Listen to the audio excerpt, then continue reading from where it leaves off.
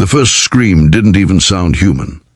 It tore through the bright daytime air like something ripping open the sky, and for a moment the entire world on the glassy corporate plaza froze. People turned, papers dropped, doors swung open, and in the center of it all, a little girl in a pale yellow dress stood trembling beside the silver fountain, her wide eyes locked on the man aiming a gun straight at her. Standing only a few steps away, holding a worn-out lunchbox from his construction shift, was the man who didn't even have time to think, just time to move. His name was Kellen Ward.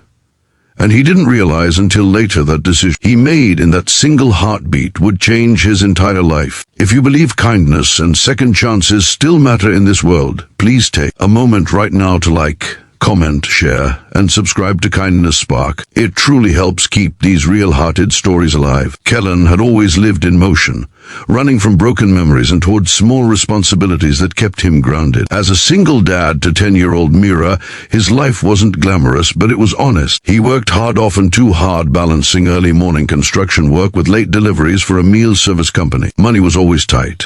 His boots were worn smooth. His jacket was 2 winters past its prime. But every time Mira hugged him at night, telling him he was the best dad in the world, he felt richer than anyone in those tall city buildings he passed every day. On this particular day, the sun hung high and bright over the business district as he stopped by the plaza to drop off an envelope of paperwork he'd forgotten to submit for a temporary contract. He didn't expect to witness something horrifying. He didn't expect his life to collide with the wealthy world above him. He certainly didn't expect destiny to place him at the exact spot where a child's life would depend solely on his instinct to protect. The girl by the fountain he would later learn her name was Evelyn Corval, daughter of the multi-billion-dollar tech giant. CEO Helena Corval had wandered out during a company event on the upper terrace. No one noticed until it was too late. One disturbed former employee, driven by anger and desperation, had shown up with a gun, yelling threats at the building, searching for a way to hurt the woman he blamed for destroying his life. When he saw the child, unguarded, she became his target. But Kellen didn't see a wealthy child. He didn't see status or privilege. He saw a frightened little girl who looked heartbreakingly similar to his own. He dropped his lunchbox. It hit the ground so hard the metallic clang echoed across the plaza. And then he ran. The gunshot exploded into the air at the same second he dove forward. There was no time to judge distance or second-guess fear. He threw his arms around the girl and turned his back toward the sound, shielding her with his body. Pain flooded through him like fire tearing through cloth, and his knees buckled, but he didn't loosen his grip. The world blurred, spinning into streaks of sunlight and pavement, but he kept whispering to the child crushed against his chest. "You're safe now, it's okay, I've got you." Security stormed in. The gunman was tackled. People screamed. Others rushed toward them, but Kellen stayed focused on the child, brushing her hair back with trembling hands as she sobbed uncontrollably. He was barely conscious, but he kept repeating the same words, "You're safe now," even as the bright daylight shimmered around him, and he felt his strength slipping like water through cracked fingers. Helena Corval arrived moments later in a panic that tore every ounce of corporate composure from her. She was powerful, commanding, intimidating to many, but the moment she saw her daughter crying into the shoulder of an unconscious stranger, all she saw was the man who saved her world. The ambulance came.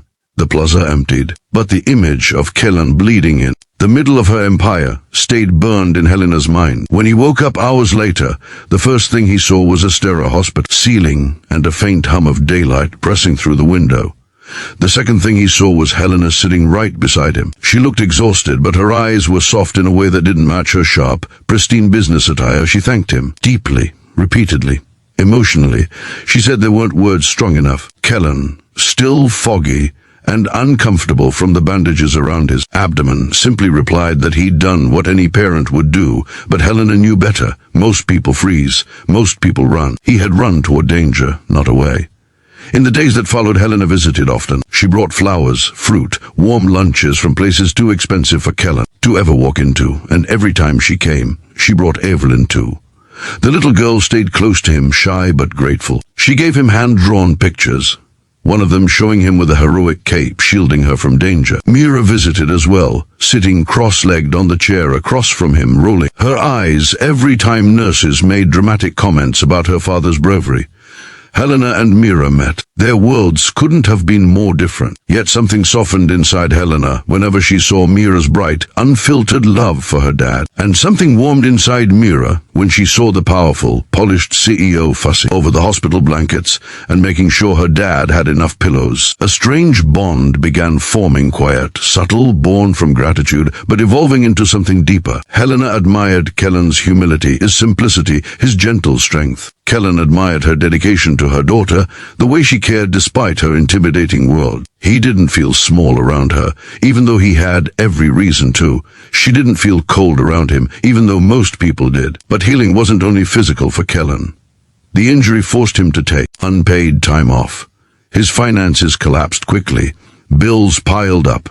Rent loomed dangerously close. Mira tried to hide her worry, but he could see it in the way she volunteered to eat less, turned off lights aggressively, or hesitated before asking for anything new. The weight of responsibility pressed heavy on him once again. One afternoon, as sun poured through the hospital blinds, Helena sat beside his bed, watching him stare blankly out the window. She could see something was wrong, something deeper than pain. When she asked him, he hesitated, then finally admitted he wasn't sure how he'd keep his life together after getting out. It wasn't a plea for help, just a tired truth from a man who never complained. Helena didn't sleep that night. Instead, she worked through every possible way to repay him ways beyond money or thank yous. She didn't want charity to insult his pride, but she also refused to let the man who saved her daughter's life fall into hardship. The next morning, as sunlight warmed his hospital room, she made him an offer he never expected. A new job. A stable one. A well-paying one. A job he was qualified for, overqualified, in fact helping oversee safety protocols at her company's construction sites. It came with benefits, flexible hours for parenting, and a salary that would change his and Mira's lives forever. Kellen was stunned, grateful but wary. He didn't want the job because he saved a life. He wanted it only if he genuinely earned it. Helena explained that she had already reviewed his work history, his certifications, his years of experience. She told him he was exactly the kind of steady, experienced worker she needed. She just hadn't known his name until the day he stepped in front of a bullet. He accepted with quiet emotion. And from that moment on, his life shifted course. Recovery took time. But Helena made sure he was supported through every stage. When he returned to work weeks later, people treated him as a hero. He didn't like the attention, but he appreciated the chance. He threw himself into the job with the same integrity he lived his whole life with. Helena and Evelyn continued visiting Mira and Kellen. What started as gratitude became friendship, and what began as friendship slowly grew into something tender, unspoken, but undeniable. They talked often. Laughing came easier. Vulnerability came naturally. Mira enjoyed their company, and Evelyn adored Kellen. One afternoon, months later, Helena invited them to a small daytime charity event hosted in the company gardens. It was sunny, warm, filled with families, music, and laughter. Watching Mira and Evelyn play together, Helena found herself standing quietly beside Kern, her heart fuller than she expected. She told him how much he meant to their lives, how deeply she admired him, how grateful. She still was every morning that her daughter was alive because of him. Kellen listened with emotion building behind his steady eyes. He wasn't used to being valued this way, not as an employee, not as a father, not as a man. And when Helena's hand brushed his, both of them paused, realizing the gentle gravity of the moment. Something unspoken passed between them, something warm, grounded, hopeful. But life wasn't magically perfect. They had challenges. Kellen struggled with insecurity, unsure if he belonged in Helena's world. Helena struggled with vulnerability, afraid to let someone in after years of guarding her heart behind a corporate fortress. Yet both kept trying, kept showing up, kept believing that fate didn't cross their paths, only for a single moment of bravery. They grew together through small gestures, shared coffee breaks, afternoon visits, helping each other with their daughter's activities, finding comfort in conversations under soft blue skies, and slowly their lives wove into a new rhythm, one built on healing, gratitude, and quiet affection. Near the end of the year, at a small daytime gathering with both their families present, Evelyn got scared by a balloon popping and instinctively ran straight to Kellen, hugging him tightly. At the same time, Mira reached out to Helena to help fix the ribbon in her hair. It was such a simple moment to girls naturally leaning toward the people who made them feel safe. But for Kellen and Helena, it felt like a silent confirmation of the future forming around them. Helena looked at him. He looked at her,